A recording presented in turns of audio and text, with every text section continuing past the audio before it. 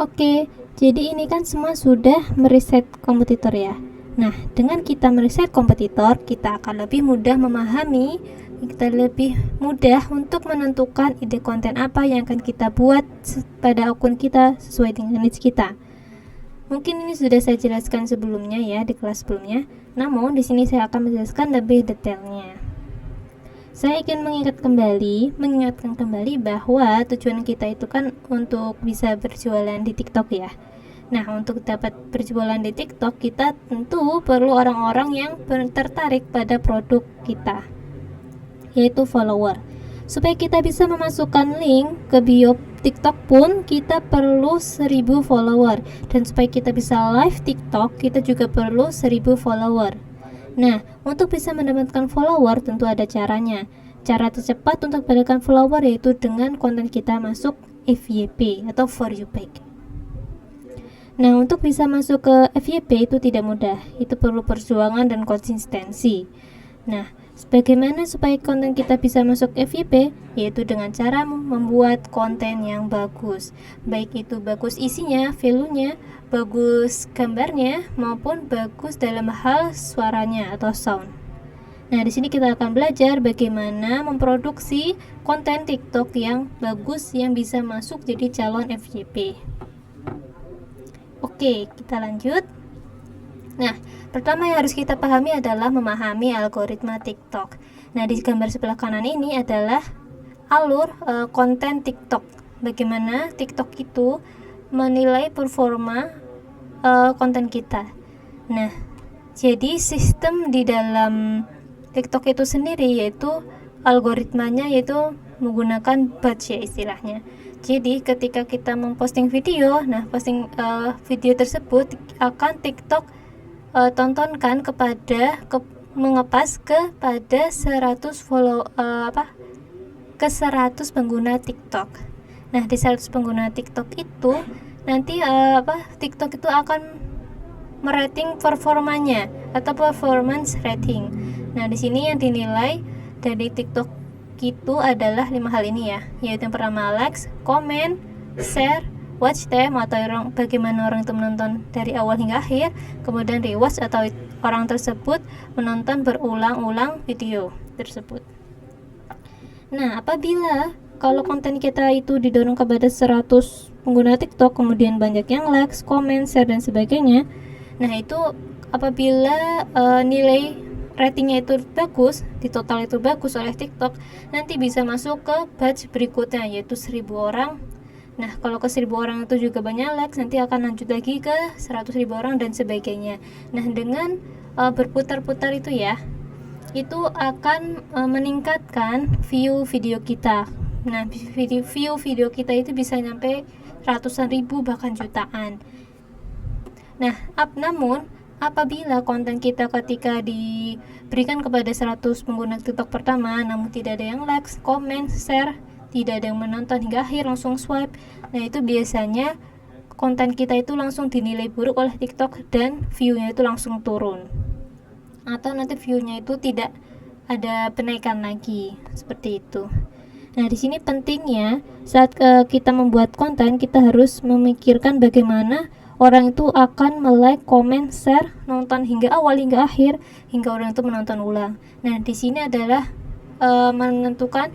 menguji kreativitas kita ya, bagaimana membuat konten di mana itu banyak orang sukai, banyak orang itu ingin menonton ulang, ingin menonton dari awal hingga akhir, menge-share-nya dan sebagainya.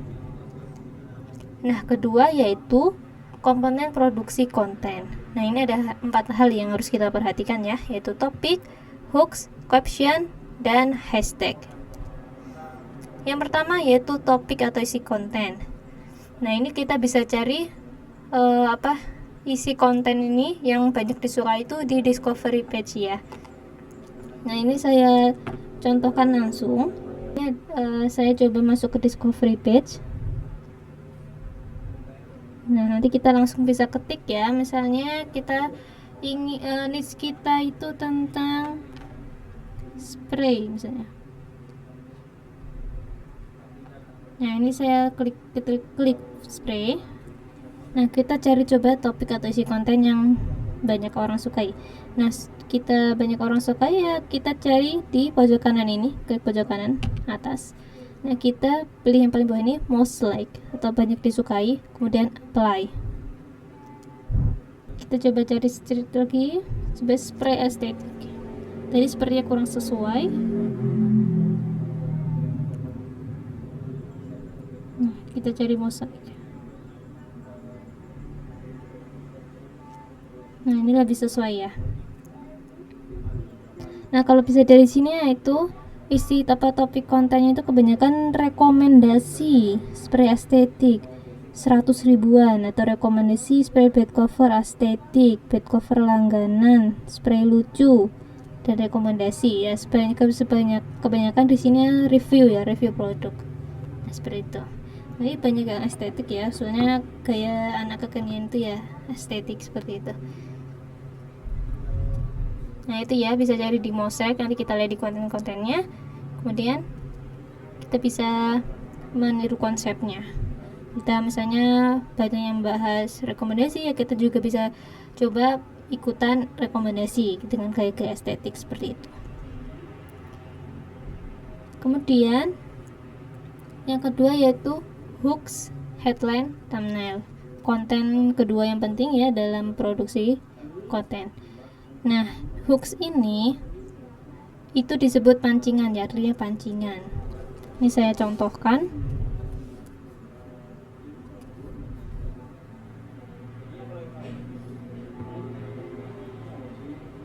Nah, misalnya rekomendasi hooksnya ya.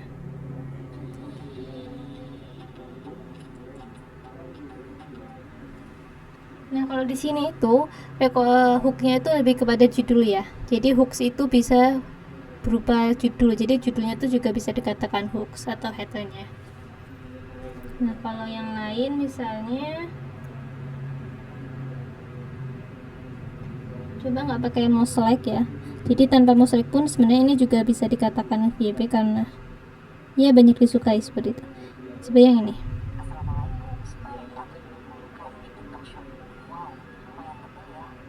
Nah, ini kata-kata hooksnya itu 50k gitu ya. Jadi suatu yang menarik orang gitu kan. Siapa yang tidak mau yang membeli hal yang murah seperti itu.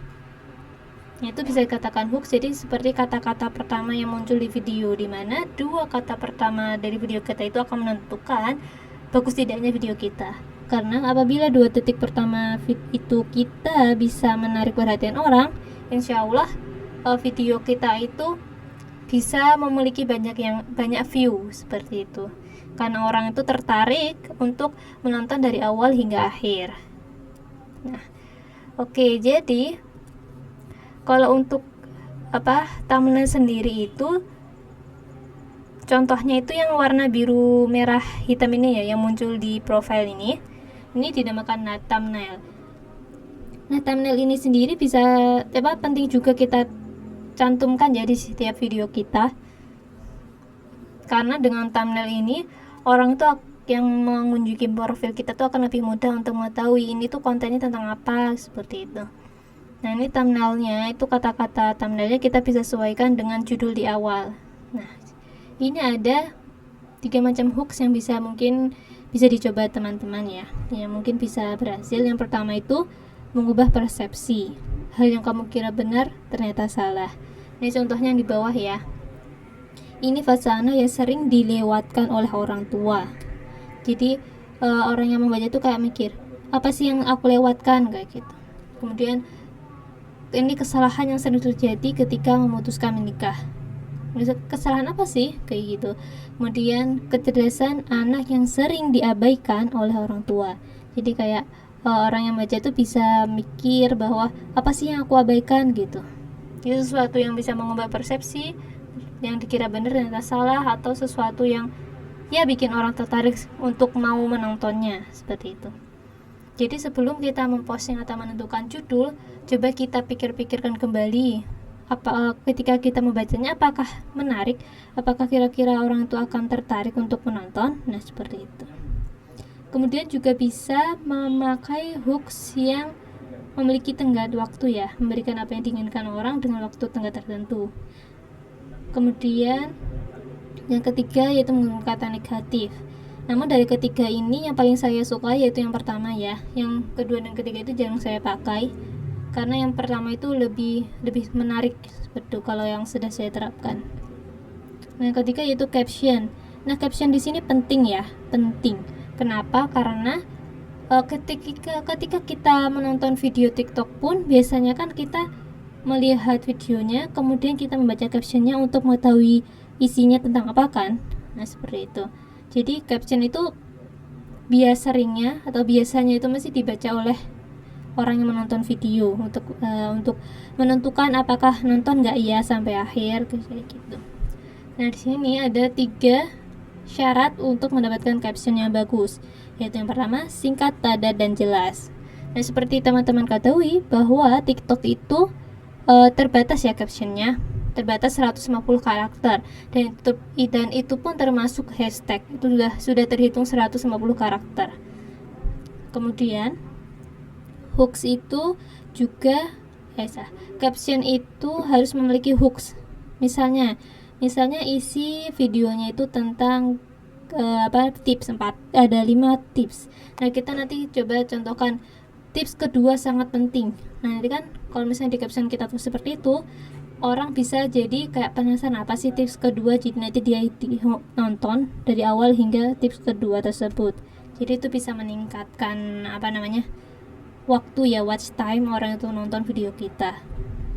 Jadi kita itu membuat hooks di mana itu akan membuat orang itu penasaran ya, akan menonton hingga habis. Atau misalnya bagian akhir sangat penting kayak gitu, jangan lewatkan bagian akhir gitu ya. Seperti yang kalau misalnya teman-teman bikin caption, coba dibaca lagi, bikin penasaran nggak sama isinya gitu. Kemudian yang ketiga yaitu caption itu harus mengandung call to action atau CTA. Kita mau bawa kemana sih orang ini, mau kita bawa like, comment, share, dan sebagainya.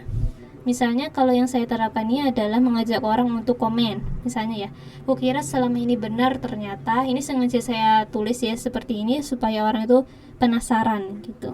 Kayak tadi yang saya sebutkan sebelumnya, yang ternyata benar ternyata salah. Nah, ini saya terapkan di caption ini juga bisa.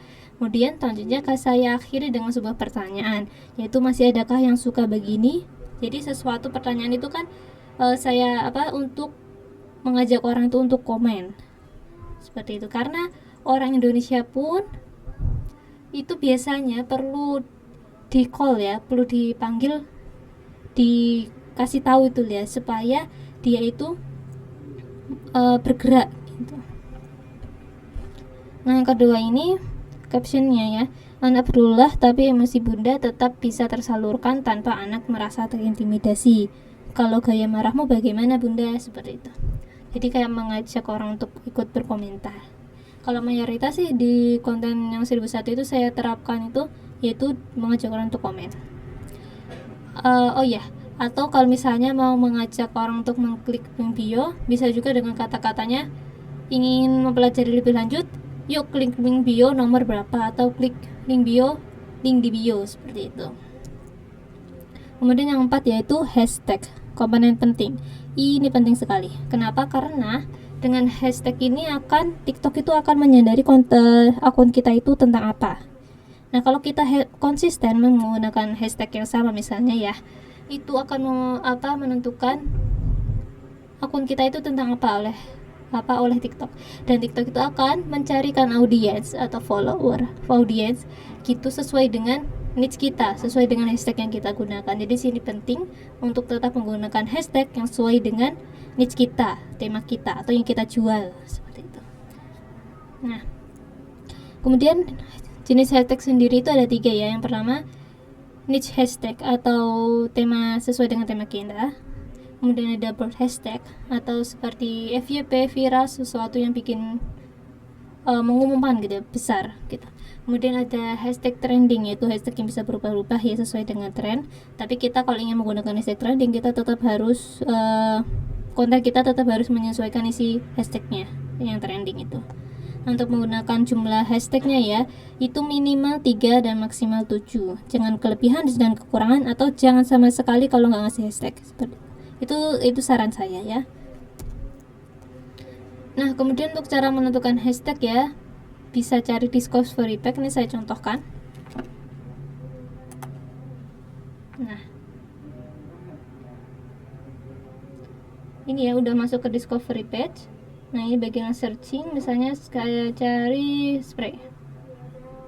Nah, ini udah muncul ya. Ini kan video TikToknya. Nah, kita cari ke hashtag ini yang bagian atas. Nah, ini muncul ya beberapa yang 10 teratas. Kita pilih yang 10 teratas, yaitu ini ada hashtag spray estetik dan sebagainya ya. Nah, nanti kita bisa pilih 10 teratas, kemudian nanti saat kita masukkan ke caption, nanti kita pilih 3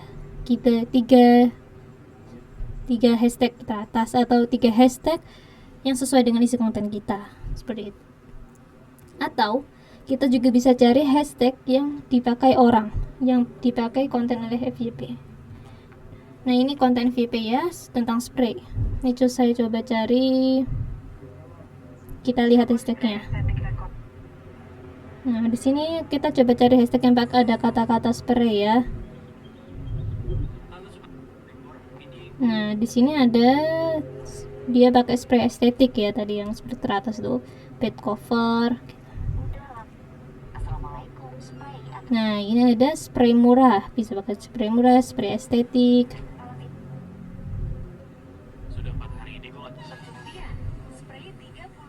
Nah, seperti itu ya.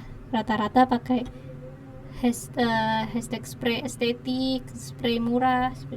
Nah, kita bisa menentukan hashtag dengan melihat konten viral juga. Nah, seperti itu. Oke, lanjut waktu posting. Waktu posting ini penting ya teman-teman. Ini yang sudah saya jelaskan ya, yang terpapar di sini. Kalau yang saya sendiri biasanya itu posting jam 1 siang sampai jam 3 sore. Kemudian jam 1 siang sampai jam 3 sore, kemudian jam 4 sore sampai jam 5 sore, jam 9 malam sampai 11 malam. Nah, kalau seperti teman-teman ketahui bahwa untuk bisa membangun konten akun kita yang bagus, itu harus konsisten posting setiap hari minimal 1. Nah, kalau misalnya mau berkembang lebih cepat, itu 3 kali posting per hari, dan maksimal posting per hari itu 8 kali. Oke, dan juga jarak antar waktu postingan itu minimal 45 menit. Ingat ya teman-teman. Nah, mungkin cukup sampai sini dulu mengenai bagaimana cara membuat konten atau memproduksi konten yang bagus. Nah, nanti dengan ini akan menentukan bagus tidaknya konten kita. Oke, terima kasih.